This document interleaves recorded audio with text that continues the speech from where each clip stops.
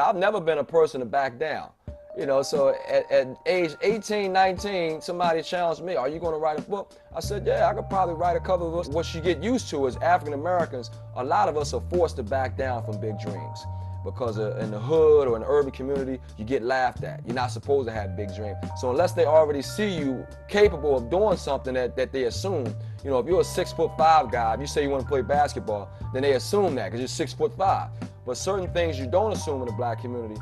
Being a novel writer in the black community in the late 1980s, Terry McMillan was not there yet. Walter Mosley was not there yet. And so that was a big idea for me to say that I could write some books and go ahead and claim that, whoa, the new book, the last street novel, it's like that last hurrah to try and, you know, get men involved and get their attention with a book that has to say, look, we're too much identification with the street life and not enough identification with black masculinity and professionalism and responsibility, fatherhood, the things that manhood is all about.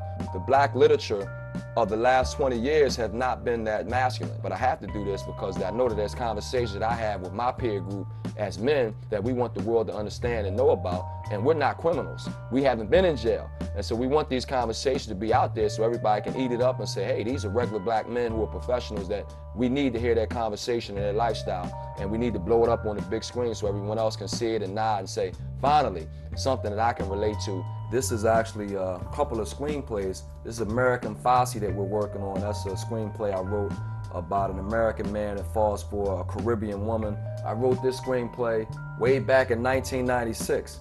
And so I've been thinking about screenplays and films for a while. This one I didn't turn into a book. The next thing for me to do is set up a nonprofit organization so I can give back to the readership community, the urban community. I'm working on a children's book right now to try and get young urban boys reading at a much earlier age. So yeah, I've been quite busy. It's not just writing books, it's about talking about the ideas that these books are about.